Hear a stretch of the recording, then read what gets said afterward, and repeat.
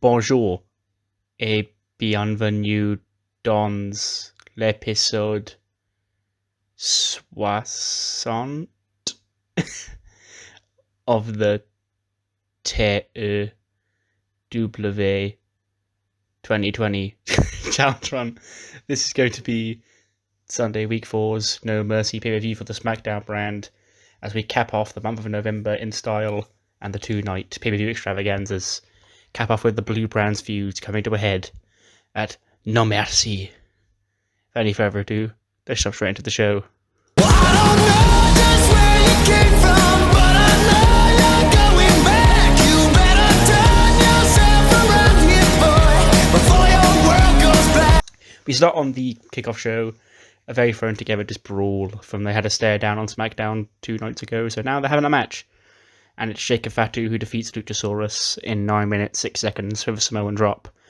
55 for Fatu, 54 for Luchasaurus, and a 59 for the match in total, because I said it as a wild brawl, and these two big meaty men both know how to brawl. The actual opening match on the show gets a 76, which sees the Usos, Jimmy and Jay, defeat Dolph Ziggler and Robert Roode in 13 minutes and 47 seconds when Jimmy Uso pins Dolph Ziggler with a double super kick, winning the Usos the vacant SmackDown Tag Team Championships. So 67 for Roode, 73 for Ziggler, and a 68 for Jimmy, and a 66 for good old Jey Uso. And there's a lot of tag team specialists, great chemistry shit, very good match to open the show, and the vacant champions now fall to the Usos.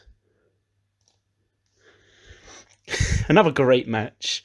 In a 77, Angel Garza defeated AJ Styles in 16 minutes 39 seconds by a pinfall clean with a wing clipper. AJ gets an 83, 64 for Garza. Match gains heat apparently, 77 overall for the match. Another banger. And a big coming out party for the Lethal Lothario here on his first SmackDown pay-per-view with a big win over a former two-time WWE Champion. Okay, we're just getting better and better, it seems, because in an 80-rated match that had fantastic heat and great wrestling, Bobby Lashley defeats Sami Zayn in 13 minutes 35 seconds with that deadly full Lashley after MVP gets involved and the rest of the IP Nation screws Sami Zayn after he looks like he has Bobby Lashley beat, making the first defense of Bobby Lashley's United States Championship. Sami gets a 76 and a 73 for the almighty Bobby Lashley. So yeah, better and better and better. Let's see if the next match spoiler, I 99% sure it won't, but you never know. Yep, there we go. It is the second in 2 nights Fatal 4-Way Women's Tag Team title match, but this one is for the SmackDown brand, and it sees the champions Dakota and Raquel defeat Nia and Alexa, Sugar Rush, and the Iconics when Dakota Kai pinned Raquel. Look, I had this cool segue to be like, hey, look at me, look how fancy I am. I took the elimination off, but I messed up reading out the quote. So that's typical me. Dakota Kai pinned Xia Brookside with a scorpion kick, making the 5th defense of the women's tag team titles. 42 for Raquel, 58 for Dakota, which is actually the lowest I think she's got recently. She definitely got a 61 at Unforgiven. 54 for Alexa, 36 for Nia Jax, Candy Floss 35, 37 for Xia, 49 Peyton Royce, 44 for Billie Kay. You gotta be joking me. After the match though, Alexa and Nia aren't happy, as nobody ever is when they lose matches in this game, because she didn't get pinned. She knows that they know that Nia Jax was the biggest threat. Her best friend Nia Jax had the beating of Raquel Gonzalez. She's the real top dog. She's the real biggest, most unstoppable force in this women's division. And that's why they chose to take the easy way out by taking her out of the game, ganging up on her, so she didn't have to get pinned. And quite frankly, it's pathetic. So Dakota and Raquel, get your ass back out here, face us woman to woman, 2-on-2 in a tag team match, and we'll prove why we're the best team here on SmackDown. But instead of Dakota and Raquel, her good old friend Neki comes on the ramp. And she's like, Alexa, I should have known. Everyone warned me when I first got with you. I first started becoming friends with you and we were a tag team, that you were a bit of a bitch. Yeah. But I saw better than you. I thought that you were my friend and that you'd never do anything like that to me, because we were friends. We went out and got coffee together and you let me on your show, and I honestly thought that you changed because you'd let me in and like we were best friends, and I thought I'd change your ways. It turns out that the second you had the chance to drop me to the curb, push me aside for someone you think can benefit your career more, you do just that. Because you're now claiming that Nia Jax is your new best friend when I've been your best friend for the last year and a half. And Lex like, yeah, well, Nia's been my best friend longer than you, Nikki. You were my best friend on SmackDown when Nia was on Raw, but now me and Nia are together again. And there's no two women on SmackDown that can stop us. And Nikki laughs. She's like, actually, Alexa, this isn't just something that's happened to me, because you've had a lot of best friends during your time here in WWE, haven't you? I mean, there are other women on this roster that you've also referred to as a best friend that you've also forgotten about in the name of success. And then out comes Ember Moon. She stands side by side with Nikki Cross, and they charge to the ring. Alexa bails. She forces Nia to try and take the fight for both of them because she's Nia Jax and she's a big girl. And the two women try and take her down, but she's just not budging. But Nikki Cross jumps on her back, sort of immobilizing Nia, so Ember can hit the Eclipse, taking Nia Jax to the ground. And they both give Alexa an evil glare from inside the ring. Ember Moon is back from her injury. She's not going to NXT in this world. She's here on SmackDown. And she's looking for a piece of Nia and Alexa for betraying Nikki Cross. In a 73 rated brawl, they don't have any chemistry. Good job this was a one and done. Keith Lee gets the clean win over Braun Strowman in 13 minutes 2 seconds of I guess, yeah, the power of the BBC, because I know he's Big Keith and he's limitless, but I doubt he's getting Braun up for a Spirit Bomb. 53 for Big Keith and a 70 for Braun. So they blew this spot up in real life, but of course, trust me to do it better than them, because if there's three things you can guarantee in life, it's death, taxes, and Raw booking Keith Lee like shit in real life. So Keith pins Braun clean here decisively, and he's going to be moving on to somebody else. And who knows if that person, or if any person on SmackDown, can hold a candle to the limitless Keith Lee. I think there might be one person who can. Because after the Keith Lee celebrating, he's got his hand in the air, he's doing the Keith Lee limitless pose. When we hear, ladies and gentlemen, and then the crowd goes wild because they know whose voice that is. And out onto the stage waddles Paul Heyman. He says, ladies and gentlemen, my name is Paul Heyman, and congratulations, Mr. Lee, for you won. You slayed the monster among men here tonight at No Mercy. And of course, slaying Braun Strowman is something that I know all too well. I've been in the corner and watched many a men slay Braun Strowman throughout the years. But quite frankly, Mr. Keith Lee, this was more of a experiment, so to speak. Because coming up next month, we have the Super Showdown pay-per-view in India. And of course, with big overseas specials like that comes a supersized payday. And if there's a supersized payday to be had, one person who is a prize fighter and will fight for that payday is my client, Brock Lesnar. And so, I consulted with new SmackDown General Manager Adam Pearce, and he told me that this match here tonight, Keith Lee and Braun Strowman, was happening. Which very much interested me, because you two seem to think you're the toughest dogs on SmackDown. So here was the deal me and Mr. Pearce made. The winner of this match will get the opportunity of a lifetime in India, and Mr. Keith, in the inner shadow of the Taj Mahal itself, one of the 7 wonders of the world, you're going to be facing another one of the wonders of the WWE world, when you're face to face with Brock Lesnar. Then out comes Lesnar, first time in a SmackDown ring. Not really SmackDown, is on a pay-per-view, but SmackDown branded show, and he and Big Keith go face to face, and Keith ain't backing down. And then Brock Lesnar he'd hit a German suplex on Keith. He'd game up for an F5, and then Keith Lee would slide under the back.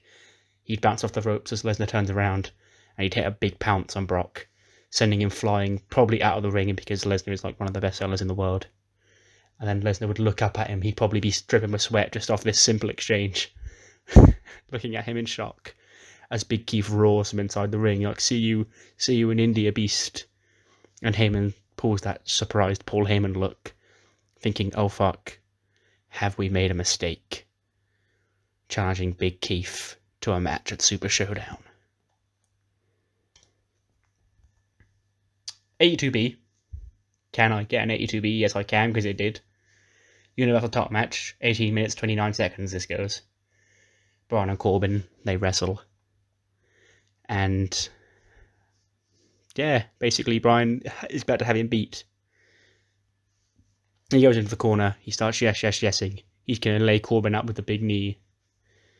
When all of a sudden, a man comes out from the back and he distracts the referee. It's Tucker. Tucker distracts the referee, and the referee's like, get the fuck out of here, Tucker. What are you doing here? And then as Brian goes to hit the knee, Corbin takes the scepter out. He smacks Brian in the stomach with it. And then he lays him out of the end of days, and Corbin lays on the floor. And the referee turns around, and Corbin slowly crawls to the cover. The WWE Universe in the crowd going absolutely wild, because they can't believe that this could possibly be happening.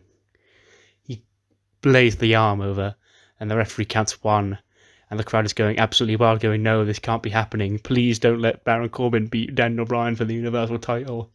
2, 3, King Corbin defeats Daniel Bryan in 1829. End of days, after Tucker got involved, King Corbin got in his head, and he appears to have taken the bounty.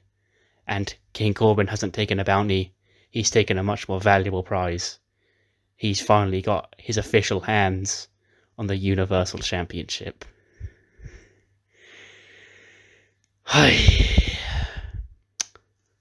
This is why this didn't main event, because this man winning the World Championship from this man, yeah, I'd probably end up getting a lot of shit for booking this, but hey, I was challenged to do it, it's a challenge run. Blame whoever the fuck left the go. And there he is. Ducky. He takes a payment. Corbin pulls some money out of his pocket and he hands it to Ducky. He holds the title up in the air, and Ducky is now, I guess, sort of the second in command to the king. Another 82B. Of course, can I get an 82B? Man versus man. Roman Reigns pins Mr. Rogers Wyatt in 14 minutes 37 seconds with a spear. 89 for Roman and 88 for Bray. After the match, though, Roman is celebrating his win. Bray Wyatt's still on the floor. And all of a sudden, the lights go off and on, and Bray Wyatt is gone. The red lighting is flashing, and Roman turns around. He just turns around, he looks on the floor, and he just sees his little shield, Roman Reigns' tactical vest, laying on the mat. Roman goes over, he's all confused, wait, what the fuck, where did that come from? And he goes to pick it up, and all of a sudden, boom, it just bursts into flames. And Roman quickly pulls his hand away before he gets burnt by it. And he looks around, he's like, what the fuck is happening? Then the Fiend starts laughing over the PA.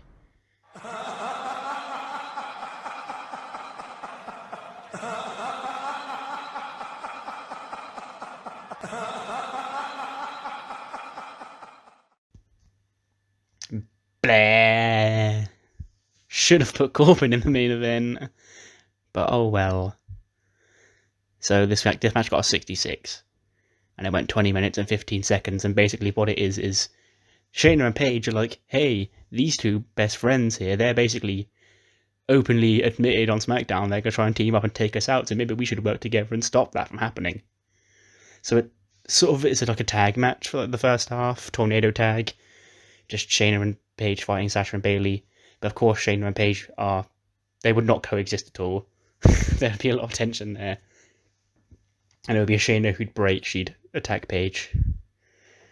And that would sort of, it would then spiral into some sort of melee where Sasha and Bayley are just sort of trying to avoid conflict.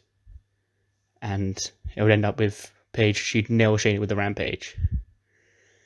And then be a 1-2, Bayley would come in and break it up. She'd call Sasha in the ring, she's like, do it, and take her out. And Sasha goes for the bank statement. But then, as soon as she hits the backstabber, she flips over. Bayley grabs her in for a roll-up. She can try and steal the pin off her best friend, but she only gets a 2 count.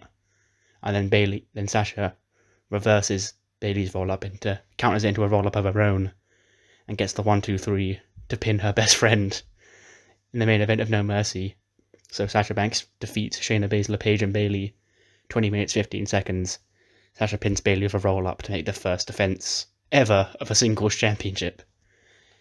Hey, actually in her hometown as well, apparently, so that's cool. That's gonna make this next segment all the better. Sasha almost injured Shayna with a botched move. Good to know, thank you, Chris Parks. So Sasha steals the pin off Bayley. Shayna and Paige sort of just roll to the back. They sort of do that thing where they just vanish. And then Sasha sort of shrugs her shoulders as she holds her title like, any woman for herself. Bayley looks at her, she's all pissed off. She's like, how could you do that to me? But then Sasha actually starts to look concerned. She's like, oh shit, what have I done? Have I actually annoyed my best friend? And then Bayley sort of, she smiles, she laughs it off. And she gives Sasha a hug, and they hug. She raises Sasha's arm. And then she's like, okay, we'll go, gay Sasha, you can leave now. And she like holds the ropes open for her. But as she goes to leave, she grabs her by the hair, slams her on the floor, and continues the assault on Sasha Banks. Crowd's booing. We're in Boston. That actually makes this so much. This actually makes this so perfect. Bayley would grab the chair, and she wouldn't Pillmanize her like she did in real life. Just a vicious steel chair beat down. Before picking up the women's title, looking at it, laughing, tossing it on the floor, and walking to the back. As Sasha, her hometown EMTs, stretch her out of the arena to win No Mercy. 78. I specifically spent money on a special set after Unforgiven did shit, and I knew I was putting the women in the main event, and it probably wasn't going to score the best. And it worked out because we actually gained pop, so that's nice. So the nightmare begins next time. First episode of Monday Night Raw of the India tour, where we're gonna score I literally looked at my roster, and I've got like 6 people that have over 60 pop, and one of them is Becky, who's not here. One of them is the Undertaker, who is not going to be wrestling on TV. So it's going to be a tough time, but hopefully you'll stick with me in that tough time. So I'm at more than the 78th, of course, what you thought of this show, and I'll see you next time for episode 60, which is the aforementioned first show of the India tour, Raw's first episode in their build to Super Showdown and Evolution at the end of the month. See you then.